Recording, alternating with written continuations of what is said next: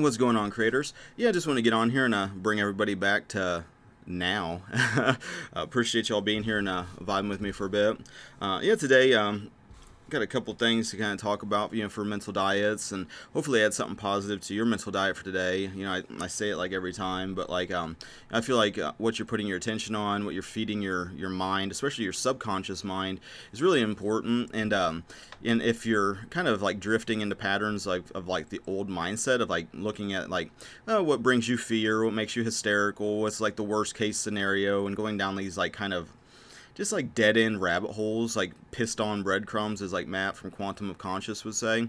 It really doesn't really, it doesn't really benefit your being all that much. In a lot of ways, then it starts projecting this like satanic Truman Show as your perception of reality. Looking at everything like it's like just fucked up, and not to say that like the world isn't upside down and backwards, because that's part of like the narrative that you can obviously see, but to sit there and dwell on that like it matters, that's when it becomes a problem. Because like I've had to unplug from so many like quote unquote truth channels, because their obsession with this narrative, it's just like no matter it's like one thing to like be exposed to like the narratives and whatnot from the world if you want to be, but it's another than to start being reactive to it, making videos to debunk it, trying to get to the bottom of it. And it's like you're doing exactly the same thing. It's just a different wing of the same bird.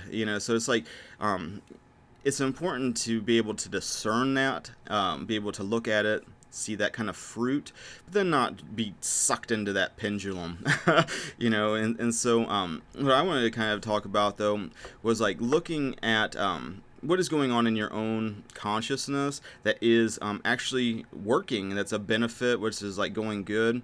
There's even myself, I like focus on what is like quote unquote wrong a lot of the times, or what is dysfunctional, what is what can be improved upon. A lot of that has to do with like just kind of my kind of flow, playing guitar and stuff the same way. When I use skateboards the same way, you just want to get better and better, improve and improve. And so much of what that even is like being able to translate that mental image into physical reality. It's like playing guitar, for example, being able to, you have a vision of like what you want to sound like, or what you want to play like, or the overall vibe that you're trying to do. And like when you're still like working out some like the kinks of like fingers and moving chord progressions and shit like that, and staying on beat, on time, and all these kind of variables, it's like sometimes you can have resistance, I guess you could call it that, where it's like your inner vision is not being translated well by you in the physical, but you still hold that inner vision though, and continue to improve and improve, because ultimately it's a game that can never be conquered. It's as you get to one mountaintop, you see two more, and then you get two more, you see two more. It's like constantly evolving and growing, and part of this thing is to enjoy the journey as much as like this you made it moment destination, because guess what, when you make it, you'll be now still. And so getting to there though without a bunch of grinding and sacrificing and just suffering through this day, because there's only ever really one day, it's only ever really now. So much of our old mindset was constantly projecting days into the future, months into the future, years into the future, and all of that is just really just nonsense. Really, it feels important, for like a season, it feels important to have some sort of direction, I guess, but it becomes obsessive on the other end, and it creates this environment in the present moment, especially when you're talking to people that are like grounded in the reality of right now. You almost see people's eyes glaze over as they drift back into their mind, and they lose attention to what you're even saying, and then they start vocal, because people speak what's on their hearts and in their minds. And especially when you're present, you pick up on this very fast, where it's just like, you talk, and you think you're having a normal conversation. The next thing you know, it's like somebody gets like a little download or gets triggered by something, and you can almost see that spell coming to the surface of their consciousness, and then it comes out their mouth, and doing that though, it makes it easier to then For one, desire for them what they're desiring for themselves, and as you give that to them in consciousness, if like someone's talking to you, maybe they say something about your kind of like maybe your work situation, maybe you're strong in that area of life where it's just like, yeah, I'm really like feeling fulfilled in what my body's doing, and it's adding a lot of value to others, and it feels satisfying, and maybe you're saying that to somebody that is not in that situation yet, and they might be just I don't know, they looking at you as like a mirror, like, oh man, that person is like actually not miserable every day and feels like shit every time their alarm clock goes off, and you know that's an opportunity then, when that bubbles to the surface of their consciousness and they bring it to you, through speech of like, whatever they're saying, it's like, oh, I hate what I'm doing, as I hopefully get somewhere else in the next blah blah blah blah blah. And when they tell you that, instead of like maybe dismissing them as like whatever's in your mind, or that you're somehow superior to them, is like another thing that could happen.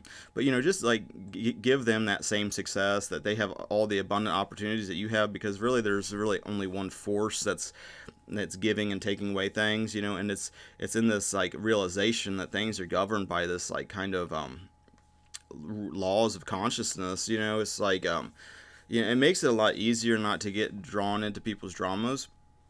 But then it's also easier for you when you can look at your own areas of life, when you get these weeds that keep emerging in consciousness through these patterns. Maybe it's like a relationship pattern, you keep falling for the same distant person, or the same abusive person, or whatever it happens to be, or they just work all the time, or they just, whatever, fill in the blank that you're trying to avoid, but you keep attracting that kind of same characteristic through different people. Um, it's a good time to then take responsibility and ownership for that, because then you can start to unpack that. It's like, why do you think you deserve these things? What are you trying to get out of a relationship anyway? And you can start to self-reflect in those ways. But then it's also important too to look at the areas of your life where you are crushing it, and things are going great. There's no mental resistance, there's no hang-ups, it's just flowing effortlessly and easy. It's almost just like being a magnet, where there's these things keep coming, and it's just like awesome, and it's normal, and it's part of your identity on some level. It's one thing to look at the weeds, but then it's also important too to reflect on the things that are working, and see if you can transfer those things to other areas that might be either like a limiting belief, an assumption, some faith that needs built in some area, and here's an example of that. So it's like I've been kind of dealing with like hip pain, and like having this like story about it and this drama about it, and it's just like, don't want to make it part of my identity, and you can start to notice what's part of your identity by like, maybe someone calling like a name. It's like, oh, some cripple gimp or some shit like that, and it's like, oh man, that was really offensive, I'm offended by that. Part of like that being offended by that is like part of your identity is held with some of those dysfunctional labels, and so you can look at it as being disrespected, or you can look at it as a way to shed through some of these hang-ups that are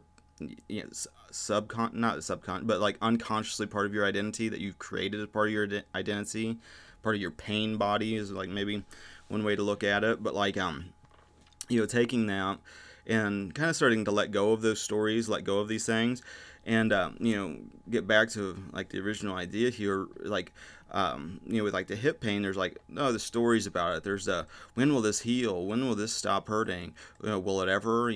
Why is this not working but everything else is functioning? All of these kind of weird things in consciousness. And like I was at a job about 3 days ago, and like part of that I had to move it was like a washing machine with a dryer attached to it on top, and it was like super fucking heavy, and it was like me and my like assistant or whatever, we got like a cart, got underneath of it and start trying to drag it, and it was just so fucking, even with two guys, trying to pull it out, and we're not like super weak guys, either, it's like should have been able to just pick it up, but I don't know if it had water in it or what the deal. We tried to drain and spin it, but it still was heavy.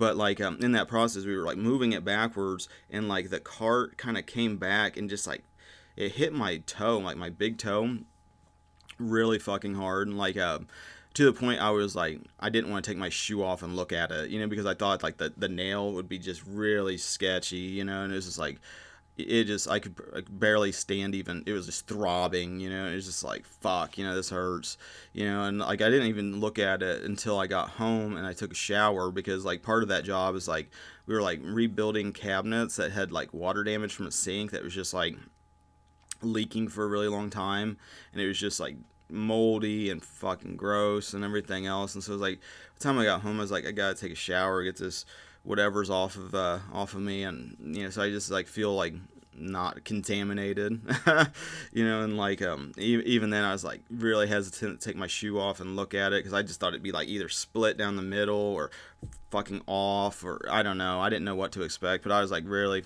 didn't want to see it, even because it was just sitting there throbbing, and so as it was like doing that, it was like I noticed like yeah, I wasn't paying attention to like other pains in the body or anything. It was like I was really focusing on them. And then and then the next day and two and all that started to play out, because I've been on this kick with, the subconscious mind and acceptance, and, just even like your heart beat is like now. You don't got to think about it. You don't got to think about your breathing.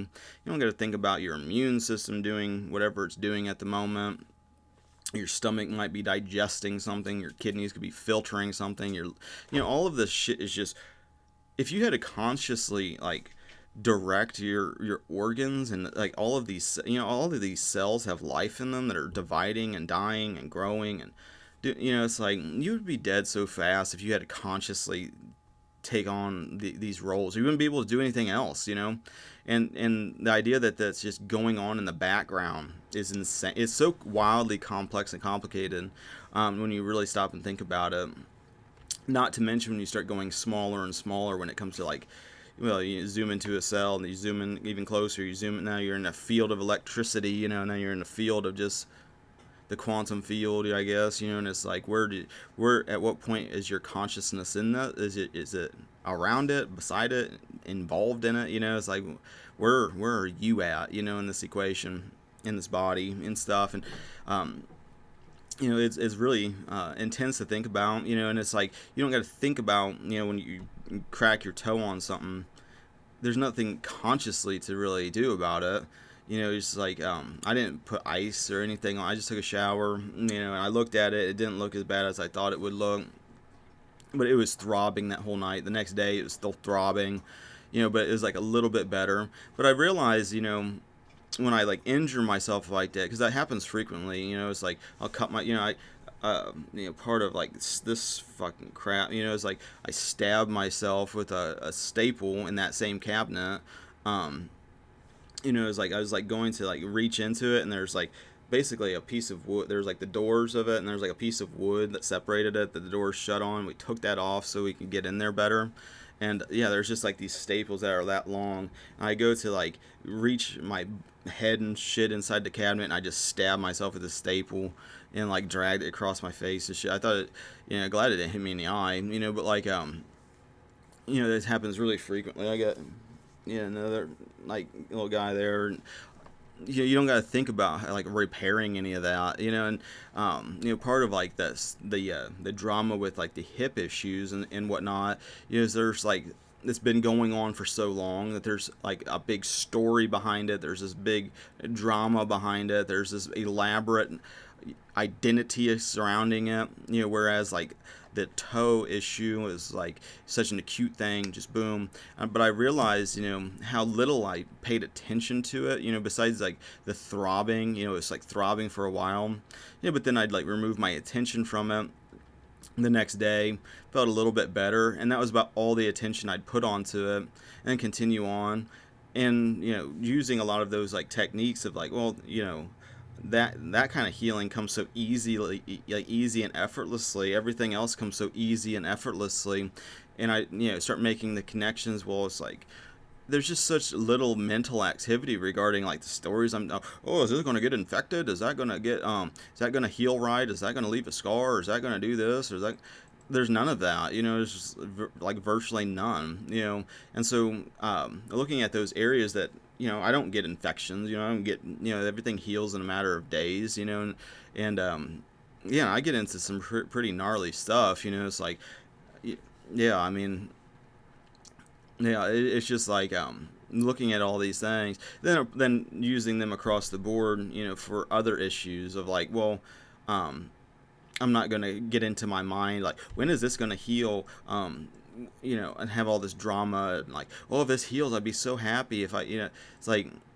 it's normal that it heals, and trusting the subconscious mind to be, in charge, and of, or in, whatever, and recognizing that it's the subconscious mind's job, and not to look at the subconscious like it's some separate thing, but like, realize that, there's a big deal when it comes to impressing the subconscious mind, and the subconscious is in charge of repairing the body, and you could also, and even when it comes to subconscious mind, that's just a label and a theory, who knows what it really is, that's another thing to keep, aware of, is like, that's just another label, that's just another theory, and the Holy Spirit's job is to enlighten and to teach. And so, instead of depending on labels of man and, the world's ideas, it's important to start to, understand, spiritually, what these dynamics are, especially when it talks about, Jesus being within you, um, the Holy Spirit being within you, the kingdom of God being within you, and you have this mystical, um, thing going, this intelligence that's like this healing intelligence that's going through every cell of your body that you don't consciously have to be aware of. You don't have to be consciously aware of your breathing, blinking, all of these things. It just goes on, so it's like, who's doing the blinking? Is it Jesus that does the blinking? Is that one way to look at it? Is it the Holy Spirit that blinks? Is that another way you can describe the subconscious as being part of divine intelligence? Of an actual thing that's tangibly here in physical reality for you to explore. Because, so much of what I've, kind of come to understand is that, the here and now is what we got to work with, and so to deny it, or to just, disregard it as meaningless, shadows, I think is missing a big part of creation, is a big part of yourself, because you're also dismissing yourself, because so much of the physical world is a mirror for you to understand your relationship with God. Because if you start looking for your identity outside of God, you're basically back in your old mind, because it's impossible to be separate from God. You're like a cell, it's like, you're like a finger. Your finger's not separate from the body. It has no life if you just cut it off and throw it away. It's part of like this divine creation. It's like, yeah, and that's something you can kind of explore for yourself as you start to, become more present and still, and start to see that connectivity of all, of all the things going on around you in your own life. As you change your mind, as you renew your mind, and be transformed, by the renewing of your mind, you'll start to see that reflection of your relationships, your, everything is in relationship, though, so, but it's important to, you know it's important to use what God has given us in nature and creation to, kind of understand some of these relationships, these dynamics, these things to explore, this interconnectedness. And I think I'm going to bounce. So, I got, I think I might do, I don't know, maybe another thing of music today. I'm not sure exactly what's going to go on for this afternoon. I was thinking about doing another, like, kind of like video for, music licensing type thing for, like, I know there's so many like creative people that listen to this channel, that might be looking for a way to, like, exit, maybe what they're doing in the world, and pursue something more, fulfilling. And I think it's important to do these things that your soul's desiring to do. Not to say, like, some. I feel like any job you can become, like, enlightened, by doing it, or stay in a flow state by doing it. Through my handyman business, I've done that.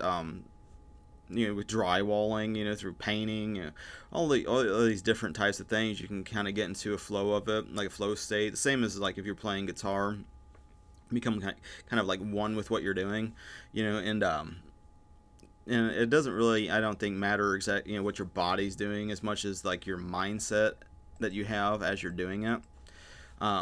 Because if you're constantly just talking shit or just criticizing or being critical or judging or condemning it, or these types of things, I mean, it's a good sign that you're kind of in your old mindset about it, and maybe changing scenes will help reduce some of that. And it might not. You might carry that shit with you, especially if it's like scarcity beliefs, which I feel like is a gigantic thing to let go of.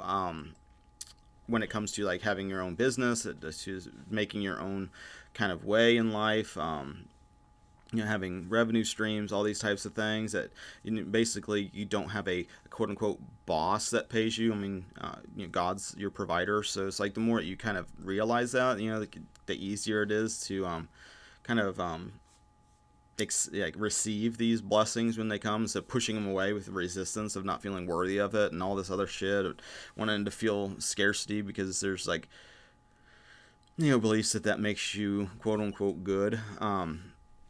Even though like the Bible describes God taking pleasure in prospering you and all these types of things, but if you feel like there's a separate force out there, that's part of the problem. And so I don't know. We'll see how the day unfolds. It's about lunchtime, so I might have lunch and finish up this coffee. I could probably start a coffee YouTube channel, to be honest with you. I get like whole bean coffee and grind it up. Like this was actually a Christmas present. I got like a variety pack of all these different flavors of whole bean coffee. Been going through it for over like almost a month now. I think I'm only down to a couple more packages, and I'll start buying a different whole bean. Just see what's going on. Like my wife, she's been going to oh, that's her now. So I gotta go. So thanks for listening, everybody, and liking, sharing, and subscribing. I also appreciate your spiritual support and your financial support. Thank you for that. And until the next now, God bless.